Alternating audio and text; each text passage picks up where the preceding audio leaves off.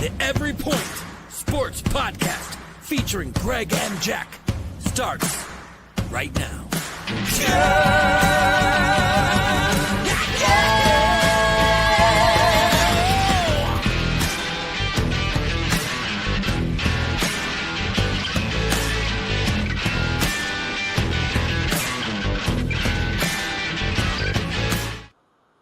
Oh, ladies and gentlemen, welcome into the Every Point Sports Podcast. I'm Jack Stash from Fantasy Farm Sports. We've got the OldGamerGK, Greg, with us today. Greg, how we feeling on week 7? We're doing great.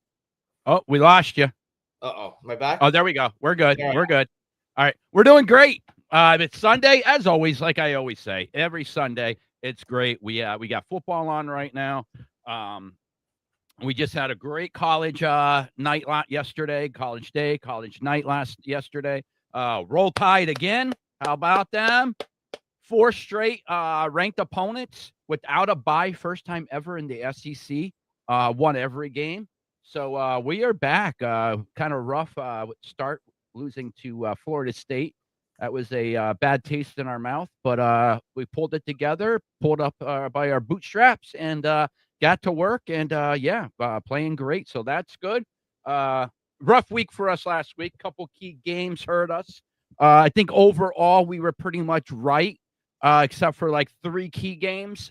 I know that Dallas game really hurt me last week. The Chargers, I was cursing the Chargers up and down until they came back. They won that.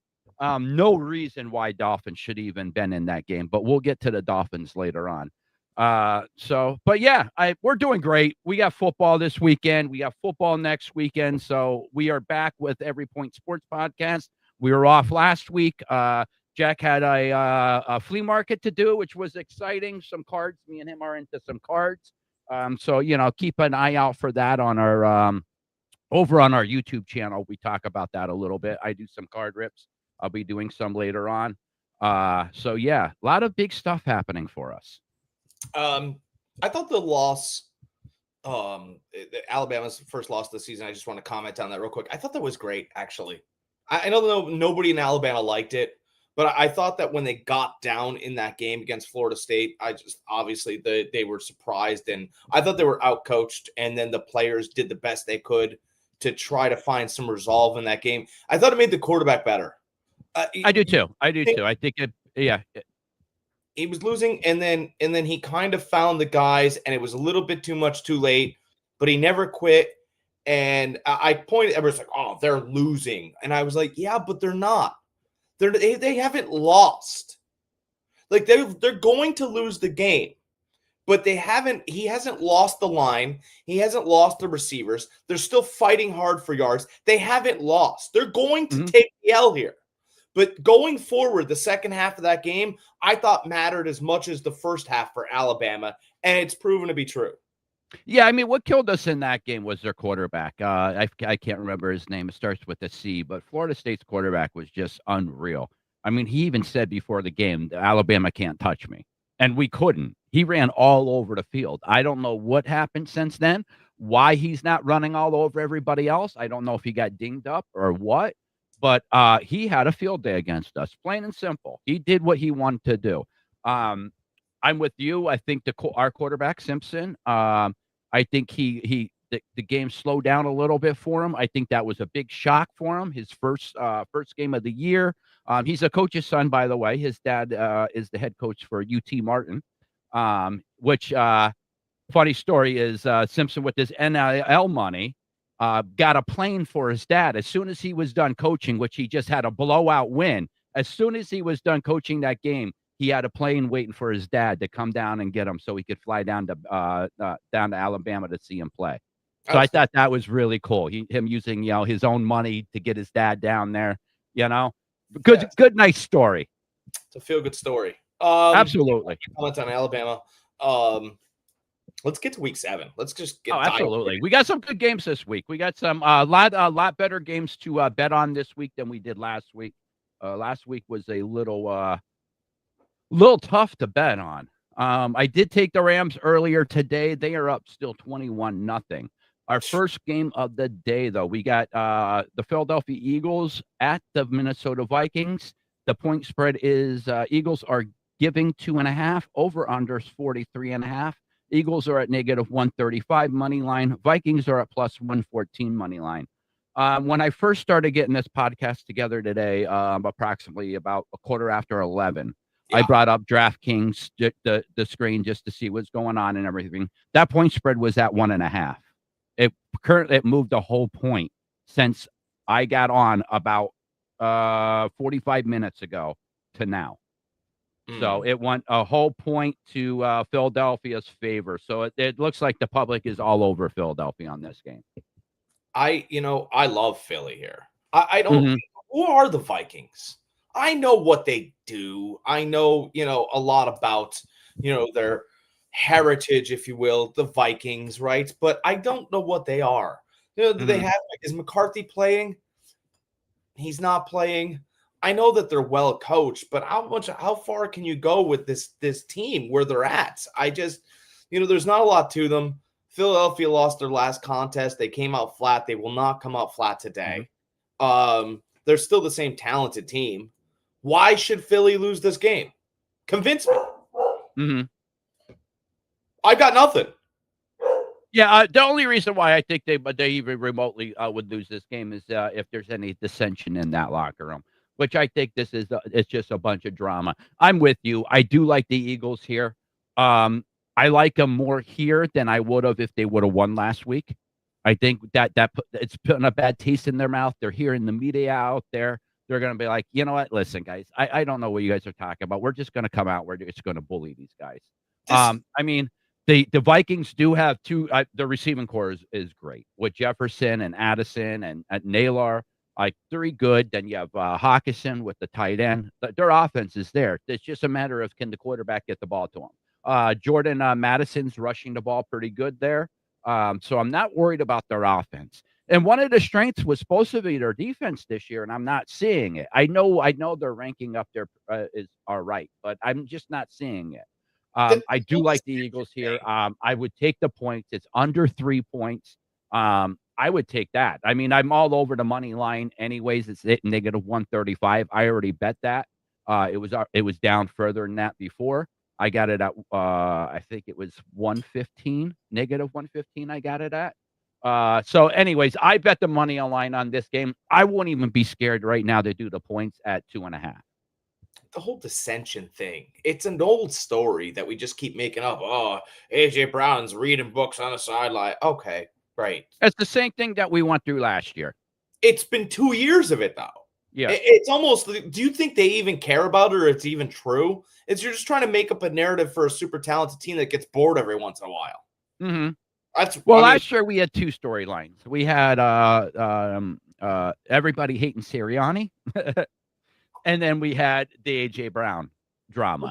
This year, nothing with Sirianni. It seems like everything's good with that, but we still have the AJ Brown stuff.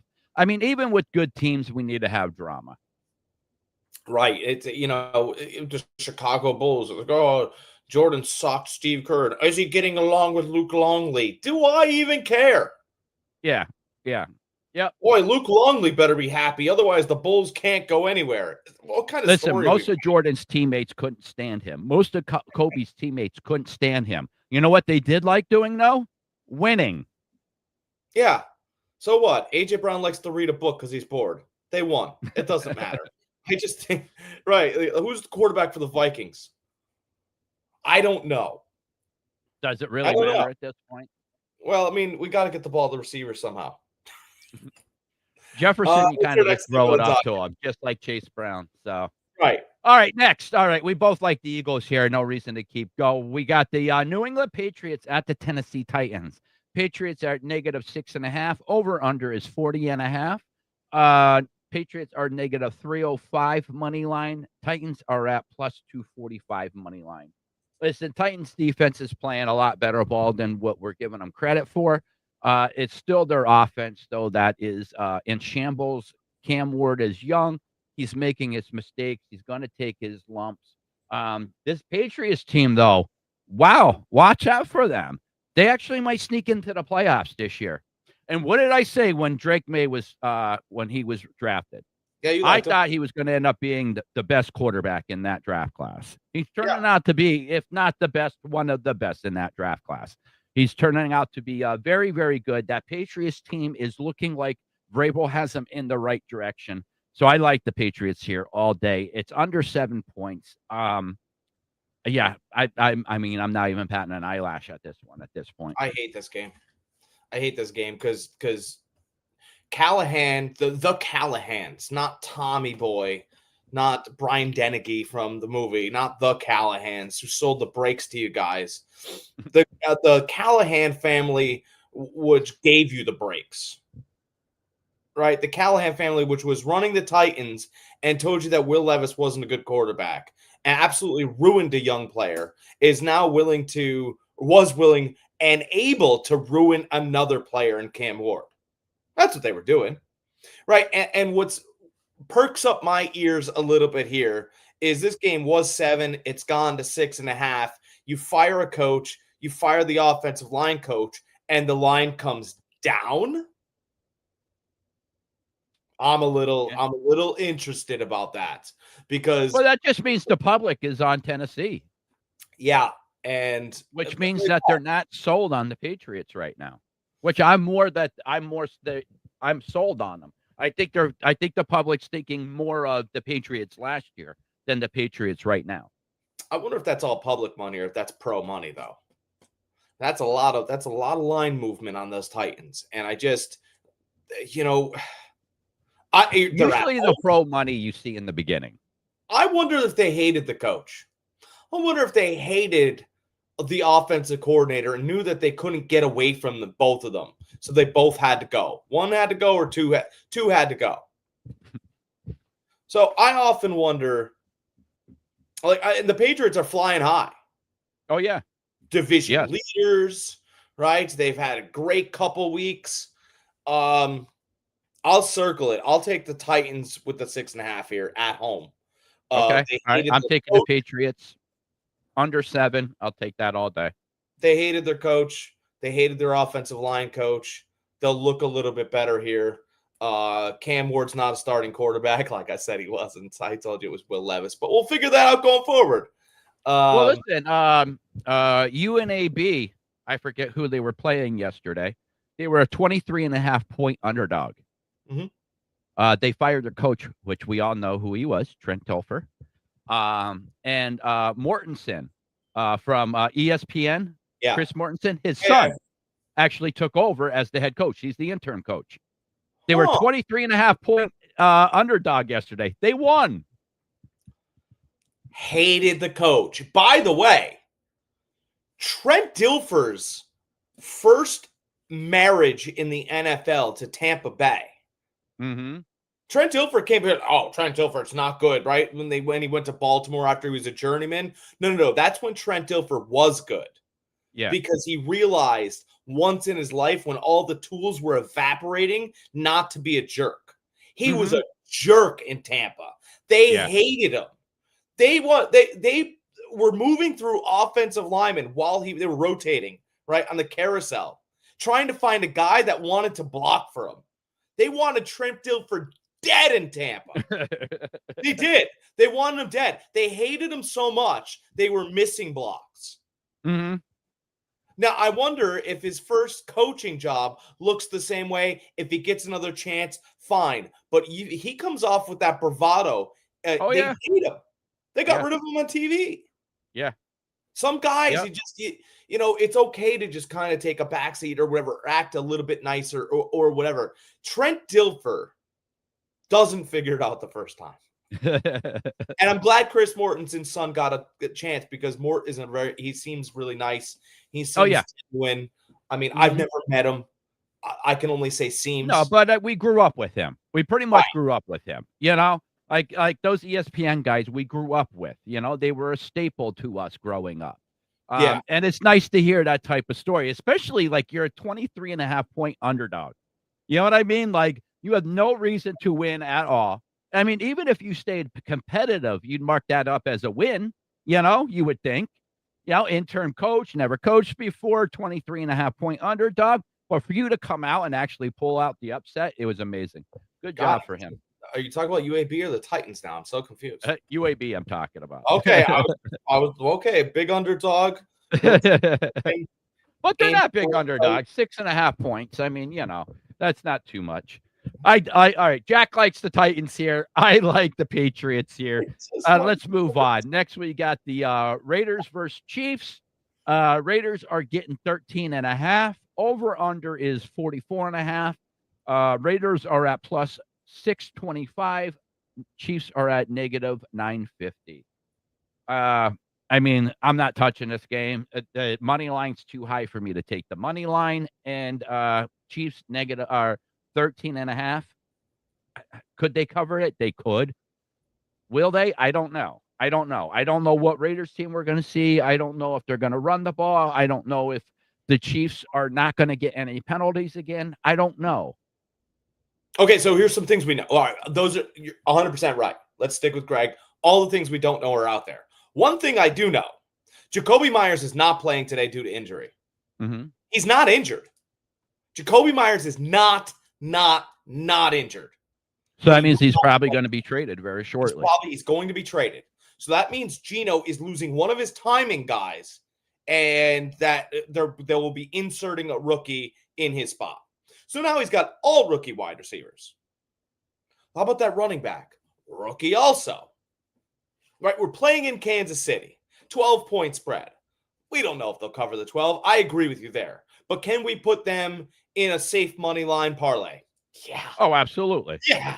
That's, I mean, I could close my eyes and see Kansas City winning by 10. Yeah. So that's how we'll play this. Mm-hmm. That's the best way to play it. Oh, yeah. And for all you Jacoby Myers owners, bench him this week, but don't trade him. Mm-hmm. Don't trade him. Because if this was baseball, and it's not, but if this was baseball, I could see him being traded to Kansas City at halftime. Putting on the jersey and like, what's going on here? Oh, you do it. I feel like he's gonna go and end up as a contender. Kansas City's been mentioned. Pittsburgh's been a hot name. Mm-hmm. I'm just saying the Raiders when they move somebody, they don't ruin their career, which is best for their franchise. Oh, they don't ship them off to Cleveland on purpose to ruin the guy. They give him a fair value chance, especially if he's been a fair value player. Mm-hmm. Yep, absolutely. And let's face it, I mean, at this point in the season, he's not being shipped off to any place like Cleveland anyways, because they don't seem to be the buyers at this point, Interested. They're not interested in anything. No. Hey, Jay, what's going on, fella? Brock, how we feeling, brother? Thanks for showing up, Brock. Greatly appreciate it. We will be talking about your Giants at some point here. All right, so let's see here. Next, we got Carolina at the New York Jets. Carolina Panthers are at plus 1.5.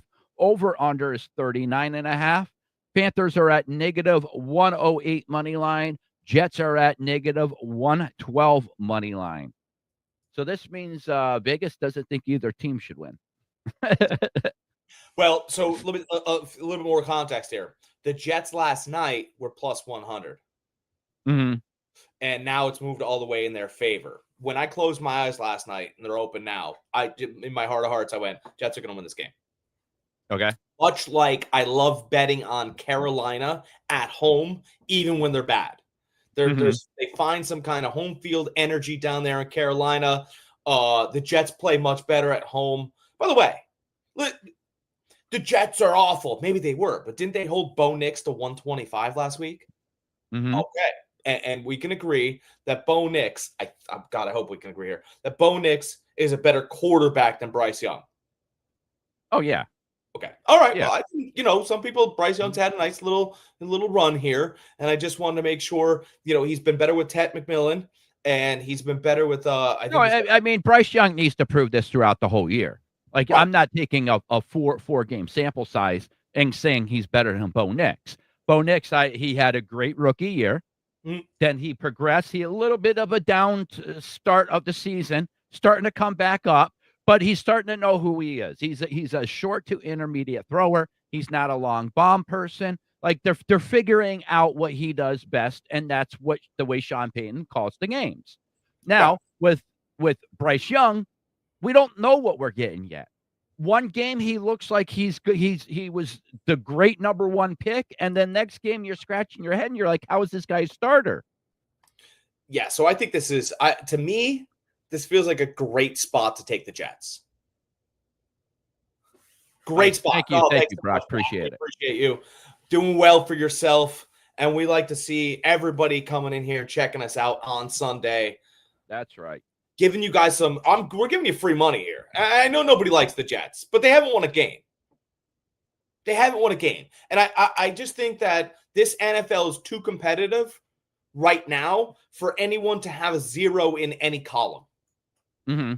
And we've seen that, right? All the undefeated team. We did the champagne glass thing, right? The Dolphins that are still alive and kicking had their fun. I also believe that the Jets get up off the couch, right? Pull their pants up this week and beat the Carolina Panthers. And by the way, it won't be an impressive win, right? The Jets fans aren't gonna roam the streets and run to every bar going, we beat the Panthers. Now, if they got in a fight with a live panther, then yes, run throughout the street. Have some kind of torch in your hand. I took down a panther. I would like to see the pelts, but here will just be a kind of a 13-6 or whatever, how we get out of there. The Jets will win, and they'll get out of the losing column. I would bet on this. Yeah, see, I'm not touching this game. I like the Panthers in this game. I like them a lot.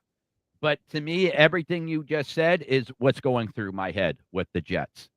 So that's why I'm not taking them. I've bet against Carolina twice this year, and both times they've messed my parlay up.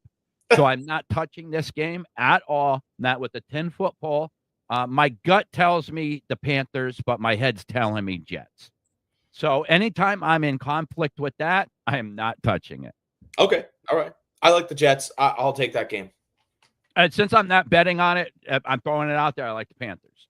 Okay. But I'm not touching it. All right, next, we got Miami Dolphins at the Cleveland Browns. Dolphins are getting 2.5. Over-under is 45.5. Money line is plus 124. For the Dolphins, the Browns are at negative 148. Now is yours starting over Tua? I don't know, but That's what I heard. Okay, that could be true. Okay, but the one thing that I know about this game is, and I didn't know anything about the game, but I'm down here in Florida, in case you guys are wondering, right? Greg's in the Northeast, he gets Northeast rumors, I get Southeast rumors, and the rumors about this game where people they were like, "Oh, did you hear about that Browns Dolphins game?" And I was like, "Yeah, I heard it's taking place." No, but like, what am I supposed to hear about? And everybody's like, "Oh, it's going to be 60-mile-an-hour sustained winds." Yeah. And I went, "What? Is that real?" That's true. And I just dismissed, whoever said it to me. I apologize, but I just kind of let it go. And then I had 3 other people throughout the week go, "Oh my God, 60-mile-an-hour winds. I wonder how Tua is going to play, or I wonder how the Dolphins are going to play." And I went, "Wow, it's a real thing." And so that's why your over-under sets so low. It's my experience that when over-unders are set this low and you, Joe Public, think that it's going higher and over this over-under, you're always wrong. I would almost bet my heartbeat on the under in this 60-mile-an-hour sustained wind, crosswind, whatever. I would say those of you guys that don't understand how big of a deal those winds are, go back to, I think it was 3 years ago, Buffalo against New England.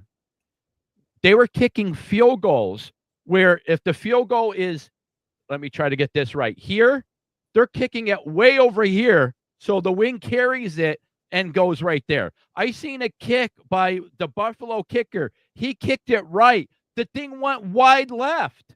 Left. So your spread here is 2.5. You just said the ball is going to bounce funny for everyone in this game. I don't have a clue. This will be one I want nothing to do. I'll put an X through this whole game because I'm not going to watch it. And maybe I will. It'll be fun. Maybe it'll have some blooper moments and all that other stuff. But as far as Dolphins, Browns, to me, I don't know. Quentin Ewers going to get an opportunity? Maybe, oh my God, what quarterback is the Brown going to roll out there? I don't know. Deshaun Watson could fail in this game. It wouldn't matter. Kevin Stefanski should be made quarterback since he's ruined the position so bad up there. No, they should roll him out there. What does it matter? He can hand it off, right? You're in good shape, Kev. You're in the gym, right? You can't pick a quarterback. Maybe it's you. No, for real. I would stay away from this game.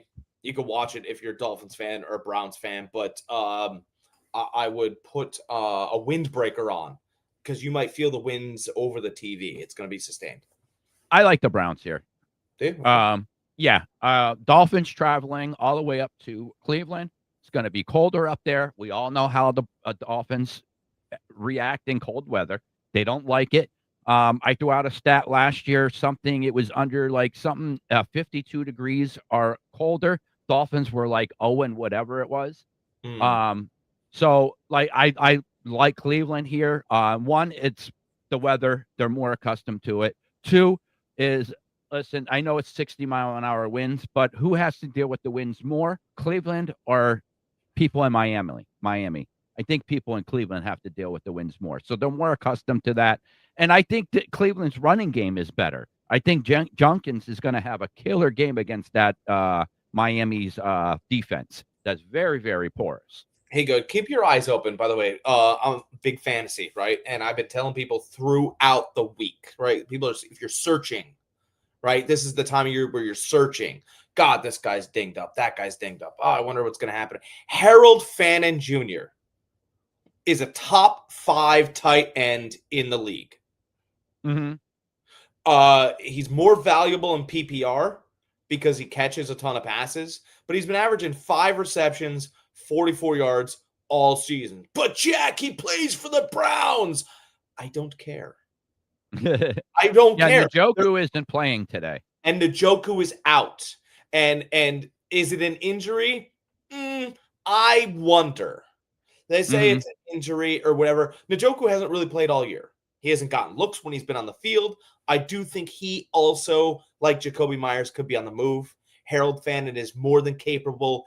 Get him now. Are you picking him up in our league? Don't do that. I can't be giving you advice and then you pick up a guy against me. It's not very nice. No, I'm not picking him up. No, right. I like who I saw that look on your face right now. Oh my God, here we go. He does it to me all the time, by the way. I give him a little, I give a little guy, and he's like, I don't know, is he available? And then he's quiet, and then all of a sudden he picked the guy up on me. Would you say not true? Some of it's true. All right, so what's our next game on the docket? I'm excited now. You got me. Next we got the Raiders at we did Raiders and Chiefs. We did Raiders Chiefs. It's all messed up on me here. That's okay. We got the Saints and the Bears. Let me just make sure I got all the 1 o'clock games in here. Saints Bears. Yeah, okay. We got the Saints at the Bears. Last 1 o'clock game. Saints are getting 4.5. Over under is 43.5. Saints are plus 190. And sorry, that just changed. Saints are at plus 185. Bears are at negative 225. Not much to see here. I think that you're getting a discount with this Bears Saints game on the money line. It's going to land in between anywhere from it could land right on 4. Actually, this game could land right on 4. I think Chicago wins at home. I don't think there's much to say about New Orleans at all.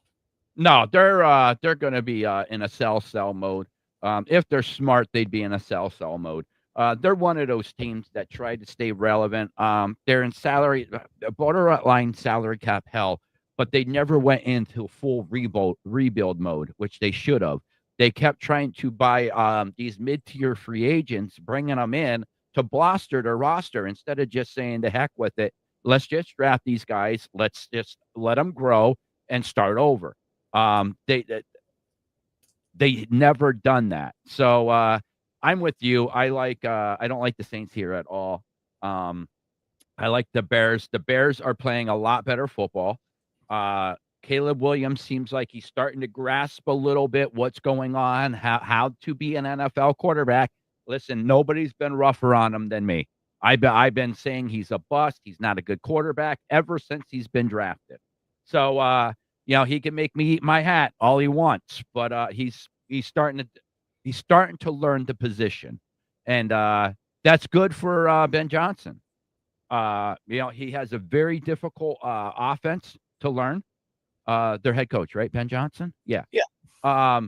And Caleb seems to be starting to pick it up. So that's good for the Bears. If they end up hitting with Caleb, we already talked about their roster when Caleb was drafted, how we thought they had a very good roster already. They made some more moves last offseason to shore up that offensive line a little bit. So, yeah, if Caleb could start putting it all together, which the last few games it seems like he started, that Bears team's going to be drastically improved. So I'm with you. I like the Bears here. I mean, so college football is just it's a highlight reel if you're a great athlete. Mm-hmm. Right. And so, much like any other AKA Justin Fields. Well, much like any other great time you have out, you're always searching for that great time again. And when you get to the pros, the highlight reels are far and few between. You got to kind of take what the defense gives you, and there's not a lot of highlights. You'll find some from time to time, but at the end of the day, you find highlights once you show consistency. Mm-hmm. You don't get the highlights first and then go the other way. So you have to show consistency and trick the defense into one of your highlights. And I think Caleb Williams is starting to learn that, hey, man, it's not as sexy as I want it to be, but the 6 and 7 yard pass is where I got to be here. Mm-hmm. And Ben Johnson's like, look, I'll start bagging it if you can't find the 6 to 7 yard pass. We clearly paid him not a lot of money, but we paid him an initial investment. So if you don't figure it out, I like that kid.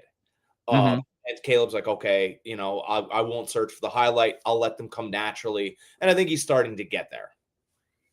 When is DeAndre Swift going to get his due in the NFL? Never.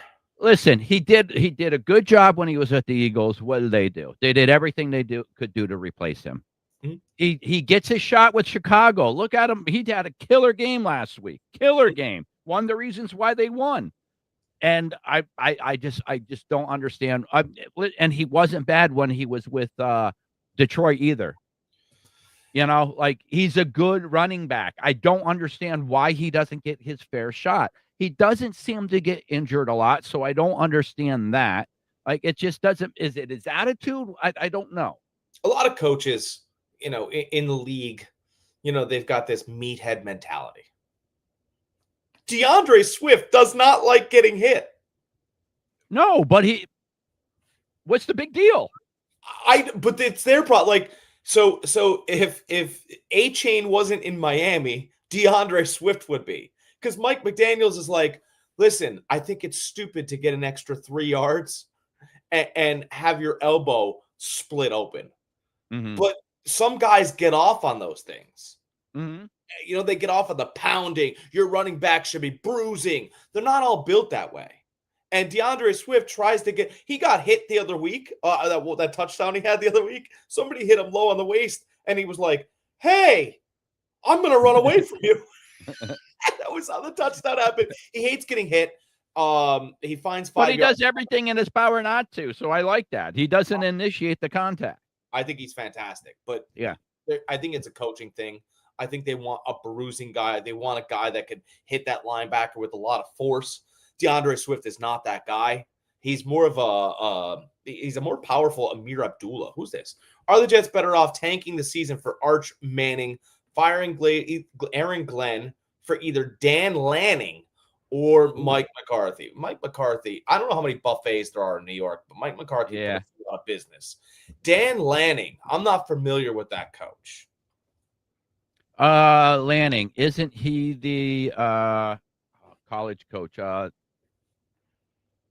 I'm just not familiar with Dan Lanning. I forget where he's coaching at. I'm not familiar with him. Look, I don't think the Jets are being run by a 15-year-old.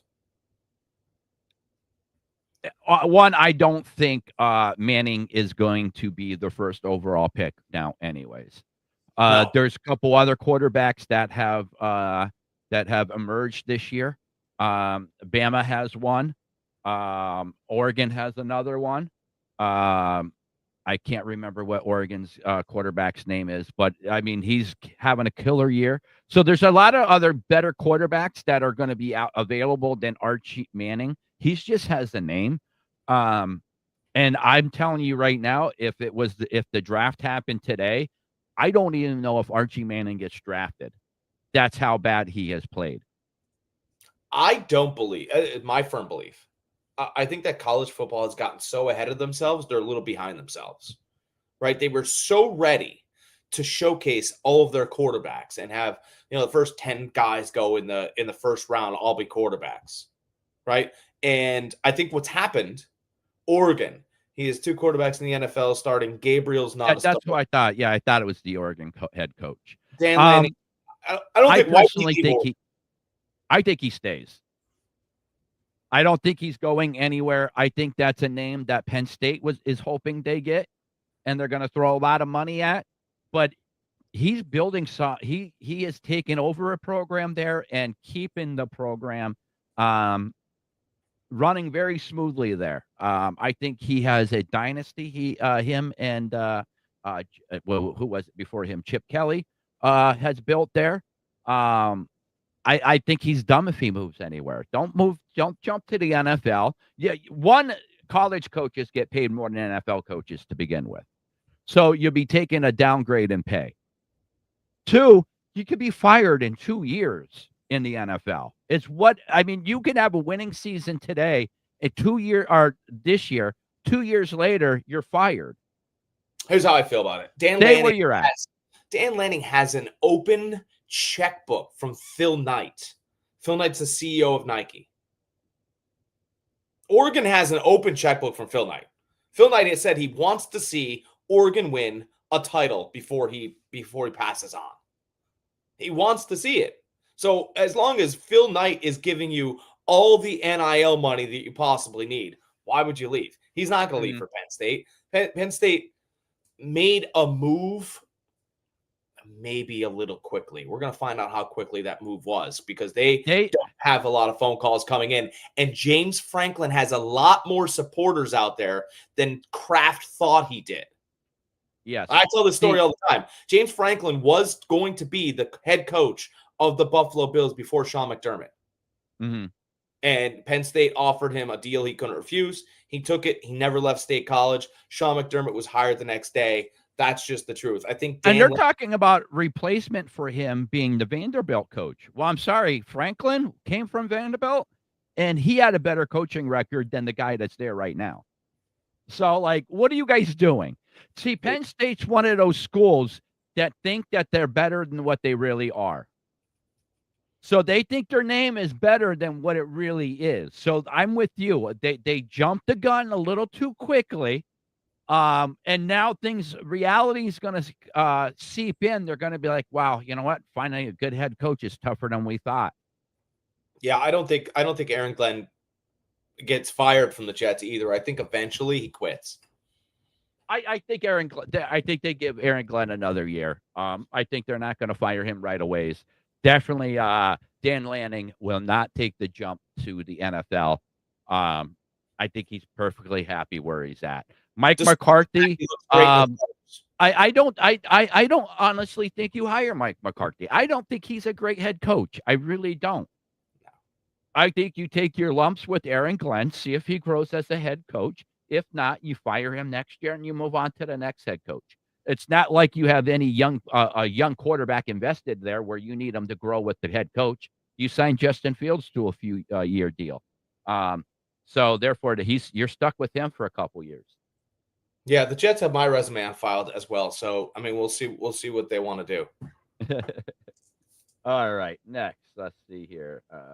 This logged me out of my account here. Uh-oh. Let's see here. That was the Jets, Panthers, Giants, Broncos we got. Giants are getting 7.5. Over under is 39.5. Giants are at plus 340 money line. Broncos are at negative 440 money line.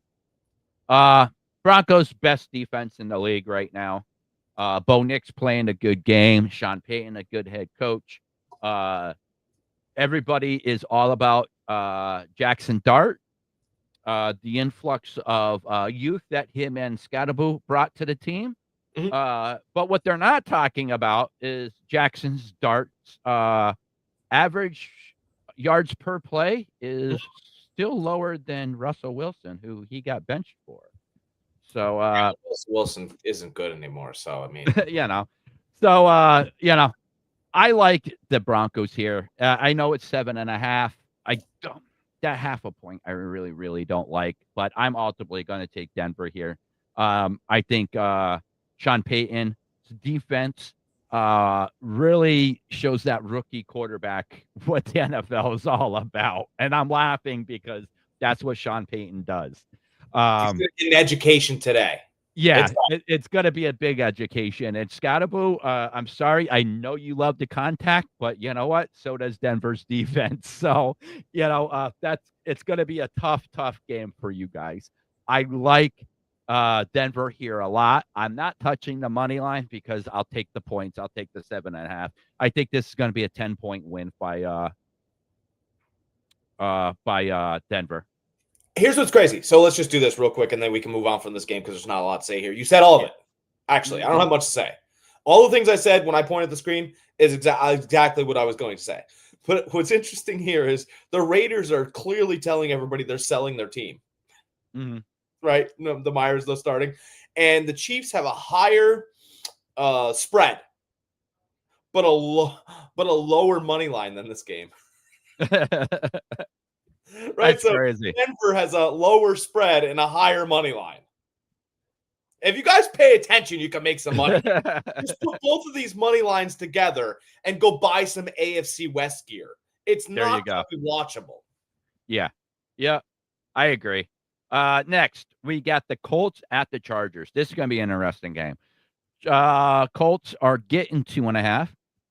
Over unders 45.5. Money line. Colts are at plus 110. Chargers are at negative 130.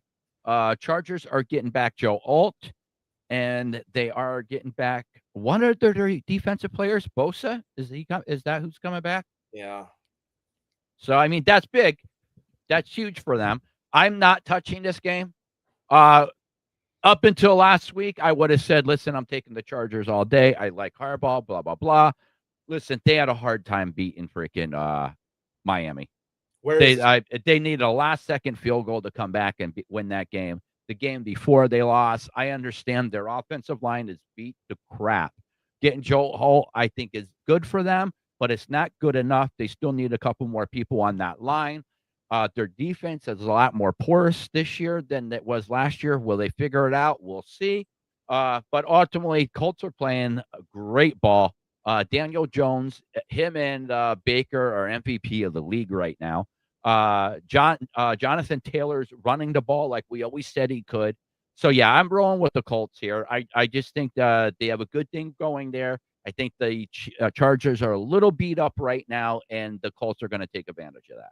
Justin Herbert, it is going to drive you crazy, but I'm going to say it. Justin Herbert, to me, doesn't look great without a running game. And to me, he feels a little bit like he's not the same athlete, but he feels a little bit like the guy that he's playing against today without a running game. He feels a little bit like Daniel Jones. When he can't get a little running game going, he can't control a game. He doesn't do it like Burrow. He doesn't do it like Allen. He doesn't do it like Mahomes. And with all the injuries this year, Mayfield walked into Los Angeles last year and won 40-17 because the Chargers couldn't run the ball.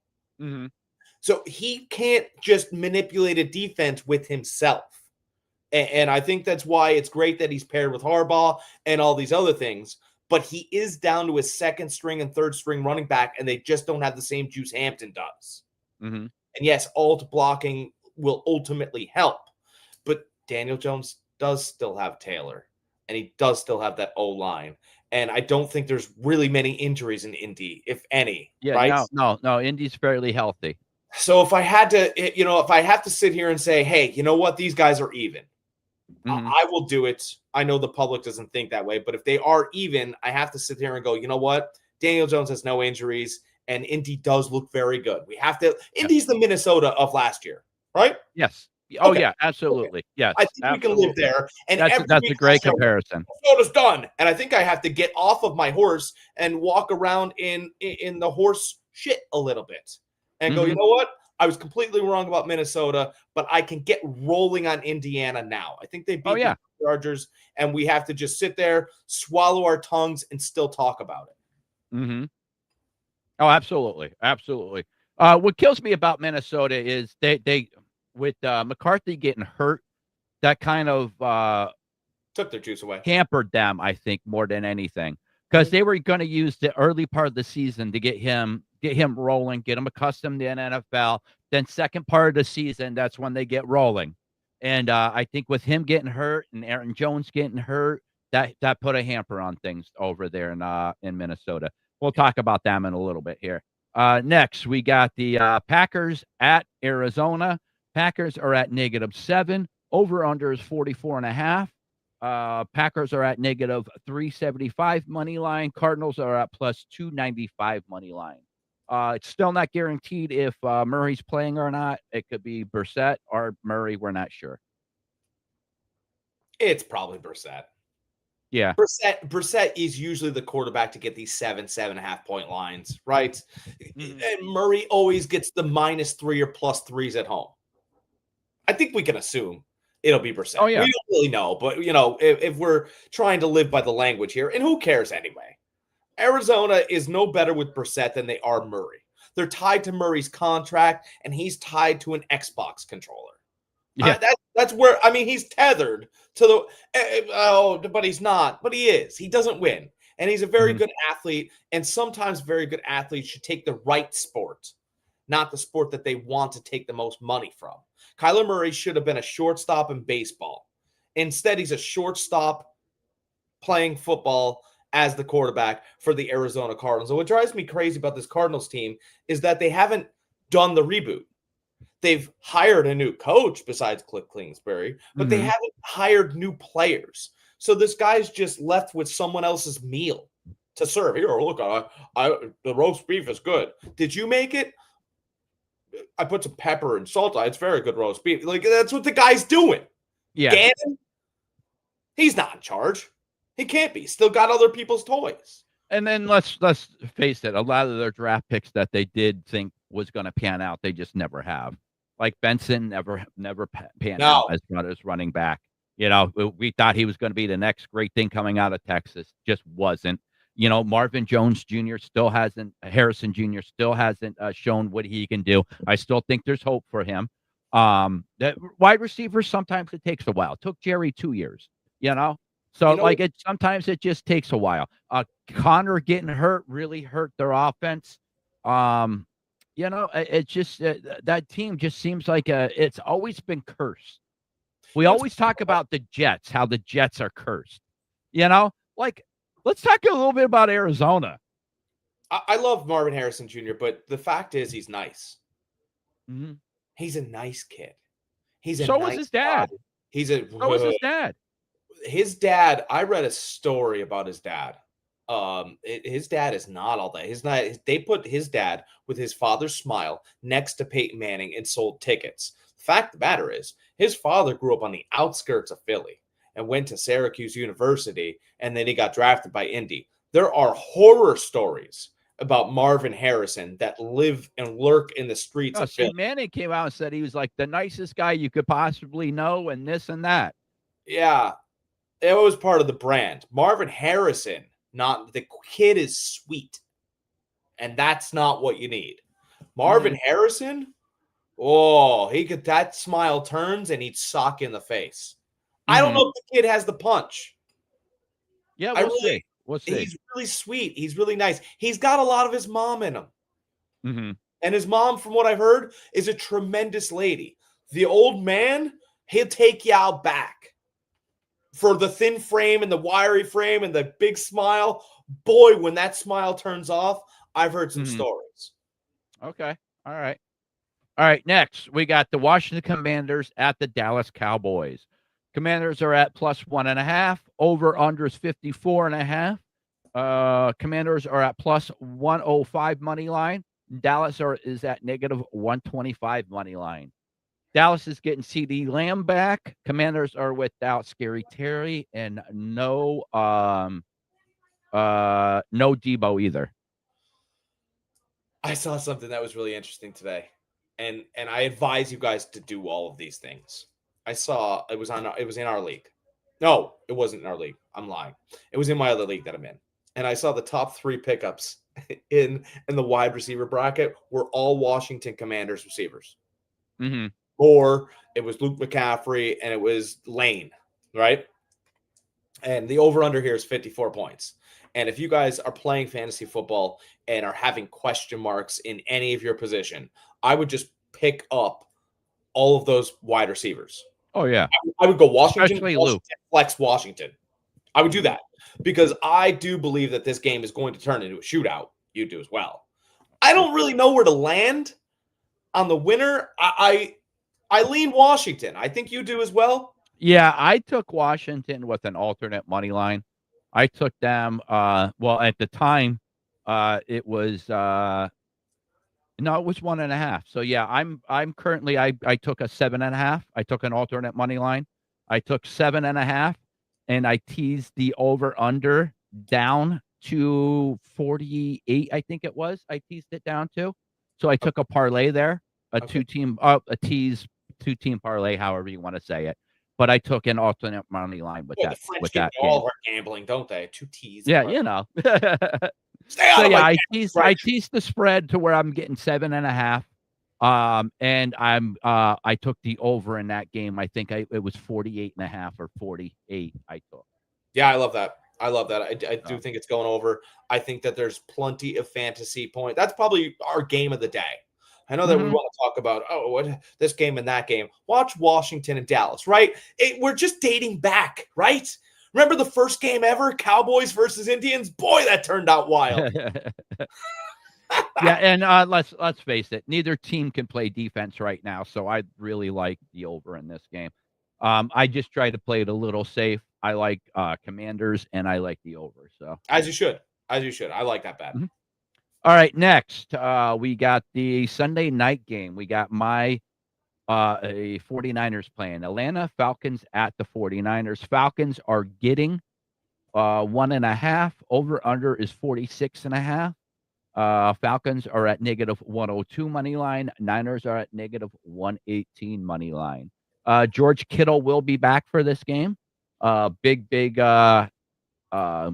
Big difference for that 49ers offense with him coming back. Another big negative, though, is Fred Warner out for the season. So that's huge. He's our quarterback on defense. Florida State guys taking over. Bethune, something like that is his name. We'll see how he does. I don't know how I feel about this game right now. My heart says the Niners are going to win this game. Robinson's playing a hell of a game. Like I said, Kittle's coming back, so I really, really like that. That's a big factor for 2 things. 1, it helps out our quarterback, and 2, our yards per carry with him in the game is 1.2 yards more with him playing. So here's my thoughts on this game, right? Michael Penix is not good enough yet to look off and change defenses that are good. Right? I've seen it. It's sometimes he's tricked. And the ball, he throws such a quick ball in a quick spiral, it'll bounce off a linebacker's like pinky, but he never saw that linebacker coming. Right? That's how I think about Penix right now. He's developmental, especially with the speed in that intermediate area. He doesn't have that yet. But he tears up bad defenses. And Buffalo was missing Milano last week and Ed Oliver, and he made Buffalo look like they shouldn't have been on the field. And I fear that San Francisco's defense reminds me a lot of Buffalo. Now, Atlanta was playing, Buffalo's defense is way worse than the Niners. Buffalo's defense, that's the one bad thing about Buffalo is that they never address that defense in the offseason. They are now. I mean, they're horrendous now. But I feel like San Francisco's injuries put them in that category. without Fred Warner, San Francisco's real light. Oh, listen, I'm with you. I don't feel good about our defense at all now that we lost Fred Warner. But the one sliver of hope that I do have is that Robert Saul has gone through this before with the Niners defense, losing Bosa, never lost Fred Warner. Fred Warner only ever missed one game in his whole career. But he knows Robert Saul's been around. He knows how to patch the defense, if you can say that. Yeah. So I think it's not going to be the same defense that Fred Warner was there, but I think we're far ahead above water is better than Buffalo's defense. I'll tell you what, even with Warner out. I think this could be happening too. There's one guy in this game that has something to play for, and it's not Bijan Robinson. We know he's great. Michael Penix is going to be there. Is he the best quarterback in that locker room? Absolutely not. It's Kirk Cousins, still in my opinion, because he can look off and do some things Penix can't do. But Mac Jones is playing for something, and you can see it. He's not going to be in San Francisco next year. He'll be somewhere. He's currently the best. It's going to take a lot to get him. He's currently the best. He's under contract next year. Well, he's currently the best available quarterback that Tennessee could pay for, but they're not going to. I do believe that Miami would benefit because McDaniel runs a quick think offense, and Mac Jones can quick think. And he's thrown a couple passes in the past couple of weeks where I've seen it fit in between ear holes, and the ball lands here, and these guys were coming, and it gives the receiver time to get down. He's really doing a great job with that. And if they believe that Kyle Shanahan's offense can live anywhere else in the league, Mac Jones is a starting quarterback. Now, he can't run very well, and he's not super mobile. So I think if you can live with the fact that you're going to have Jared Goff as your starting quarterback, I really believe that Mac Jones wants to be one. Mm-hmm. He hasn't messed around in any game this year. There's not been one game where you've been like, well, he doesn't belong playing. So I think he's a starting quarterback. I'll take San Francisco. I think they win by a field goal. Now, I don't think they win by 3. I think they win by kicking the field goal. I just don't know where the points are going to be.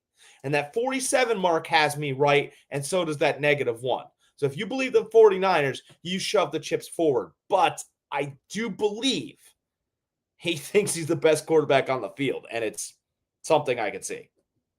Listen, I everything you just said, I totally agree with. The biggest deciding factor, like I said, on this game for me is getting George Kittle back. It'll help. Getting George Kittle back is huge for McCaffrey. It's huge for that for the protection for him. It's good for Mac Jones as far as another weapon to throw to. And I'm super excited to see Kittle and this other tight end that we have, this Tunges, on the field at the same time. This Tunges has come out of nowhere and been a key for us this year. So I'm super excited to see those two on the field at the same time. Anytime you can run a 2 wide receiver set, 2 tight end set, and a running back all out in the field at the same time, that's going to give defenses a nightmare because of the way we can move the personnel around. We could bring McCaffrey out to the slot, not have to worry about it. We could bring him out to the outside, not have to worry about it. Go empty backfield. So a offensive setup that way, where you can have 2 tight ends, 2 wide receivers, and a running back, or even 2 tight ends, 1 tight end, 2 wide receivers, a fullback, and a running back. That gives defenses a nightmare. I think they call it 21 personnel, I believe is what they call it. So yeah, I like the Niners here too. It's just like I said, it's good. The Atlanta Falcons are playing a lot better football than I thought they were going to do this year, and Penix is a big reason, and Brian Robinson is starting to come out and show why he was the first running back picked that year. And Drake London's playing good too. He's finally stepping in. I think he leads all slot receivers in yardage right now. So yeah, that's big. He's been a tremendous talent. All right, so we've got the fastest 2 minutes in podcasting coming up because we got 2 minutes before kickoff. All right, well, we only got 1 game left. So, we got 2. We got 2 Monday night games. We got Tampa Bay Buccaneers at Detroit Lions. I think we both said before the podcast, we both like the Lions here. Mike Evans is playing this game. I just think this is where the Tampa Bay trips up a little bit. The Lions coming off that bad loss last week against the Chiefs, where I think they were robbed. We won't talk about that though. So yeah, I like the Lions here. What do you think? I think this is a perfect spot to finish our trifecta parlay. You take the Chiefs, you take the Broncos, you take the Lions, and you take your lady out to dinner with all the money I just gave you. There you go. There you go. Look at that. Winning football games, keeping relationships together. Jack's that. Last game, we got the Houston Texans at the Seattle Seahawks. Texans are getting 3 points. Over unders 41.5. Texans are at plus 140. Seattle's at negative 166. I'm taking the home team here. If they were at the Texans, I'd take the Texans. I think both teams are very evenly matched. I think they're pretty much mirrored of each other. Both teams play good defenses. Both have good quarterback play. Both have a good running game. Not good, I should say, decent running game. So I mean, I like the home team here. I'll take Seattle with the 3 points, the 13th man. Darnold's looked good. Yeah, I watched him play Tampa, and he didn't blink. He lost. mm-hmm. But they didn't lose because of him. Not right. He didn't lose big. Right. He just didn't have the ball last, and Mayfield and all those other things. But Darnold's looked good. He's made Smith-Njigba look very good. He's used Cooper Kupp. Horton. He's added Horton. He's a real deal quarterback. He's not my favorite. He's not the most fun, but he hasn't been making the mistakes that he's made in the past. Again, if I were to give him a comparison, I would say he's almost like a Kirk Cousins. Not a lot of flavor there, but he is going to give you 30 touchdowns and 11 interceptions, and he's in Seattle, so we can live with how he is. And the Texans, not a real identity this year. No, they really don't. But they do play good at home. They are a solid team. They seem like they're starting to get it together a little bit.